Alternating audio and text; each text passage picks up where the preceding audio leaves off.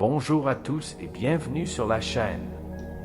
Aujourd'hui, nous allons explorer une affaire ancienne, mystérieuse et troublante, une affaire qui a profondément marqué l'opinion publique en France au XIXe siècle, mais dont les contours restent encore flous, même après plus de 170 ans. Il s'agit de l'histoire de frère Léotade, de son vrai nom Louis Bonnafou, un religieux catholique respecté, installé à Toulouse. À l'époque, il était considéré comme un homme de foi, dévoué à l'éducation et à la protection des plus jeunes. Mais un événement tragique a bouleversé cette image.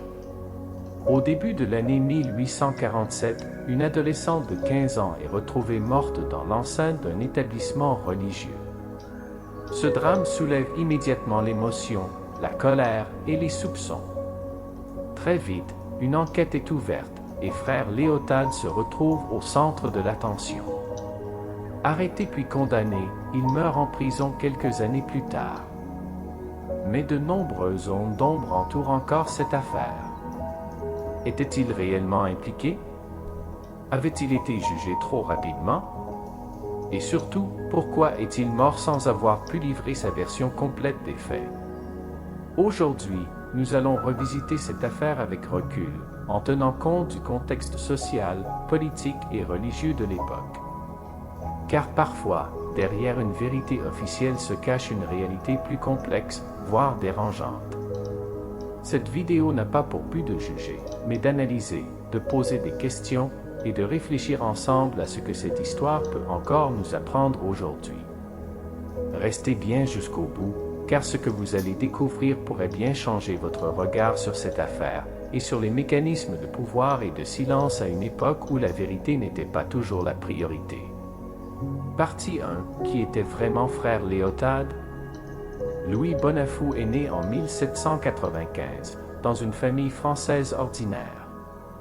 Peu de choses subsistent sur son enfance, mais selon certains récits anciens, il aurait montré dès son plus jeune âge une grande piété et un tempérament réservé.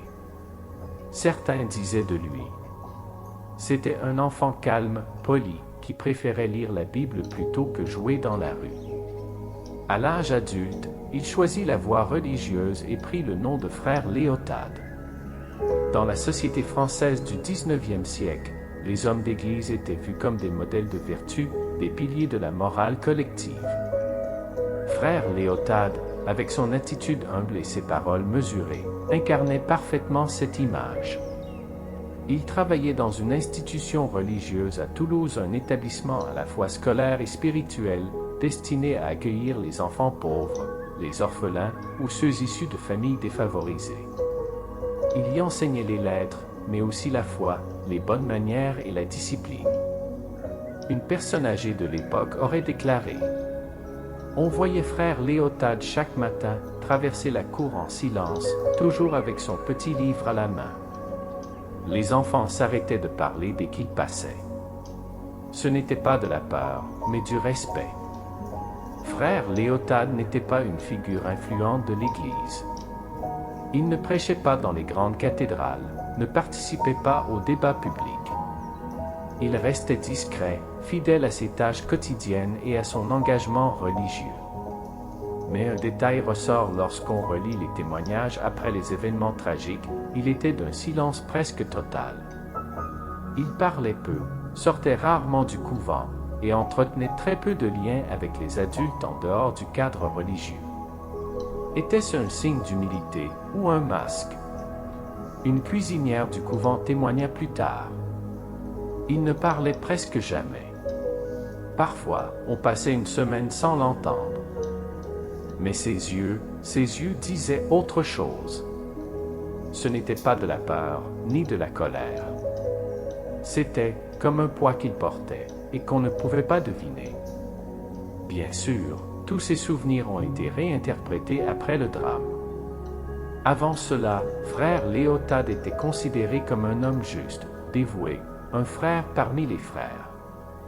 Et c'est justement cette image immaculée qui a rendu l'affaire encore plus choquante, lorsque le corps sans vie de Cécile Combette, une adolescente de 15 ans, a été retrouvé dans l'enceinte même de l'établissement. Comment un homme comme lui aurait-il pu être impliqué dans une telle tragédie? Ou bien, Est-ce précisément cette image, trop parfaite, qui nous a empêchés de voir ce qui se cachait derrière? Les documents d'époque ne mentionnent rien de suspect à son sujet. Aucun antécédent, aucun signal d'alerte, aucune plainte. Tout semblait paisible, jusqu'à ce que tout s'effondre. Partie 2. La mort de Cécile Combette, le drame dans le couvent. Le printemps 1847 s'annonçait paisible à Toulouse. Mais un matin d'avril, cette tranquillité fut brutalement interrompue par une nouvelle choquante qui se propagea dans toute la ville. Le corps d'une jeune fille avait été retrouvé dans l'enceinte d'un établissement religieux. La victime s'appelait Cécile Combette, 15 ans, élève du couvent où enseignait frère Léotade. Issue d'une famille modeste, Cécile avait été envoyée dans cette école dirigée par l'Église car ses parents n'avaient pas les moyens de l'inscrire ailleurs. Elle était décrite comme une élève douce, obéissante, pieuse, une fleur fragile dans le jardin du Seigneur, disaient certains. Et pourtant, un soir, Cécile ne rentre pas dans son dortoir après les cours. D'abord, les religieuses pensent qu'elle est restée prier à la chapelle ou qu'elle a été chargée d'une tâche ménagère. Mais à 22 heures, sans aucune trace d'elle, l'inquiétude s'installe. Le lendemain matin, un frère passant par un couloir menant à l'arrière du jardin remarque qu'une petite porte en bois menant à une ancienne cave est entr'ouverte. En descendant quelques marches, une odeur nauséabonde l'oblige à se couvrir le visage. À la lumière de sa lanterne, il découvre l'impensable. Cécile est là, étendue sur le sol froid, la jupe retroussée, le visage marqué par des traces de violence. La cave où le corps fut découvert était un espace abandonné, rarement visité, que peu de personnes connaissaient. À la lueur des bougies, les sœurs restèrent pétrifiées. Cécile portait les signes d'une agression sexuelle et physique, le crâne visiblement fracturé. Un médecin de la ville fut appelé en urgence. Après un premier examen, il conclut que la mort remontait à environ 12 à 18 heures, probablement la veille au soir. Des marques de lutte étaient visibles sur les poignets et autour du cou. Aucune trace d'effraction, aucune porte forcée. L'accès à la cave se faisait uniquement depuis l'intérieur du couvent, ce qui poussa la police à établir une première hypothèse. L'agresseur devait être quelqu'un de l'intérieur. Parmi tous les membres du clergé présents ce jour-là, un seul avait été aperçu près du couloir menant à la cave, frère Léotade. Une religieuse affirma l'avoir vu marcher seule dans cette aile déserte vers 17 heures, soit à peu près à l'heure où Cécile aurait disparu. Une élève déclara également que Cécile avait été appelée dans le bureau de frère Léotade pendant la pause de midi. Cependant, personne ne l'avait vue en compagnie directe de la jeune fille en fin de journée. Il n'existait aucun témoin oculaire. Lors de l'interrogatoire, frère Léotade resta calme mais distant. Il nia toute implication et affirma ne pas s'être approché de la cave.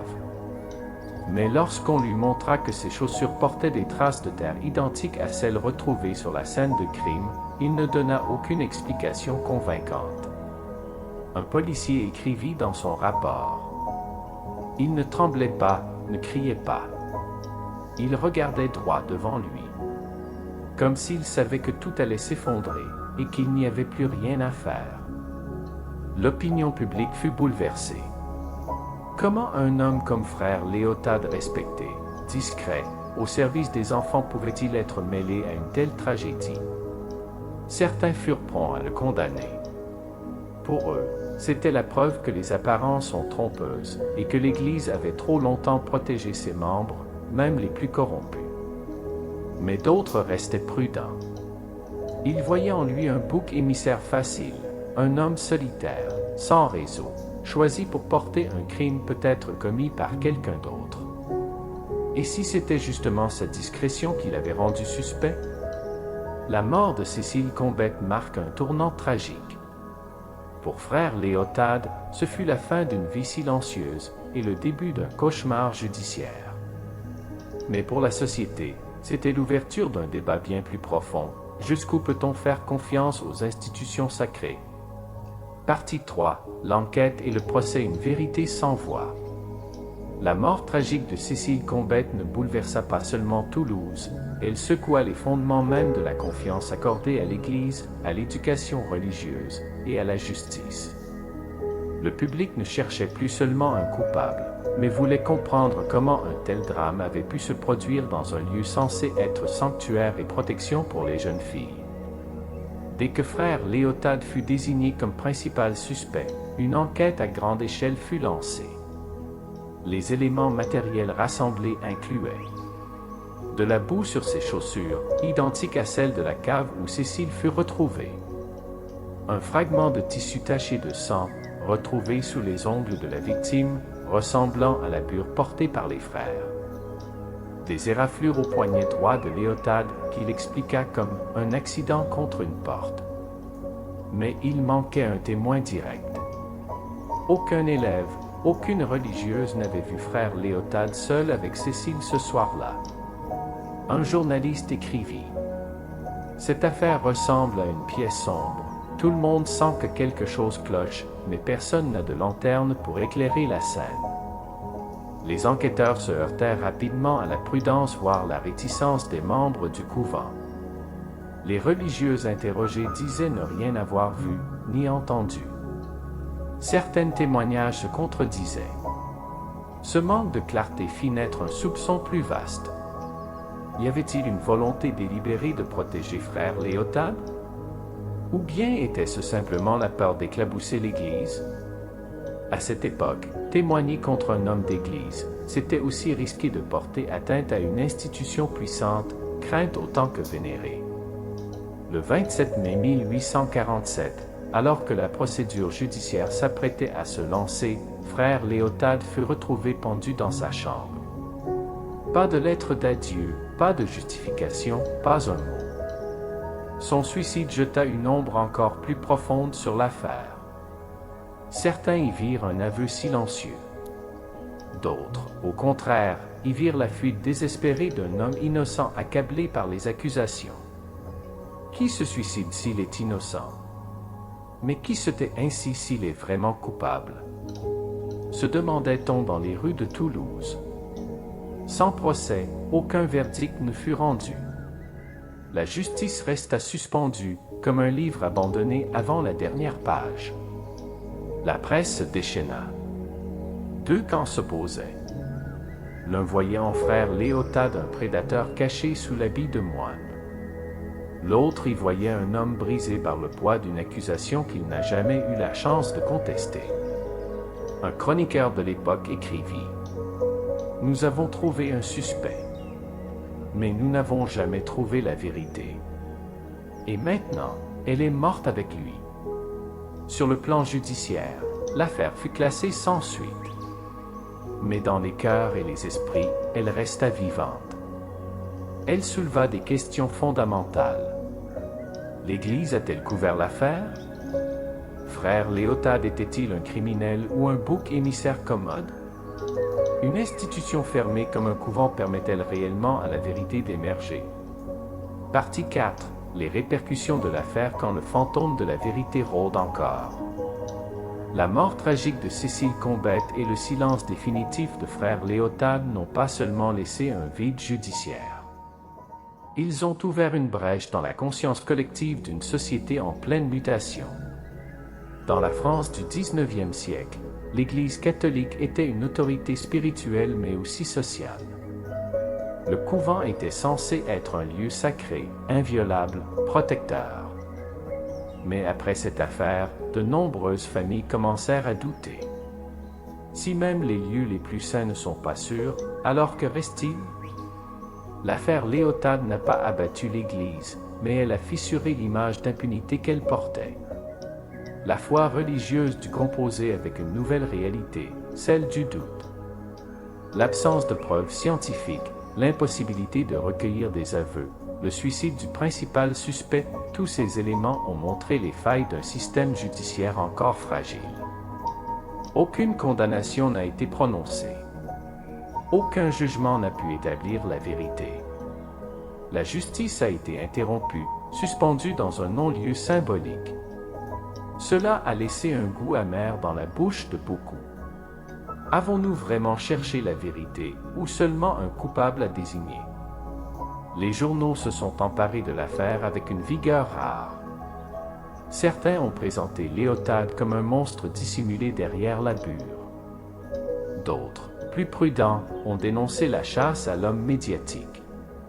Nous avons brûlé un homme par les mots, écrivait un éditorialiste de l'époque.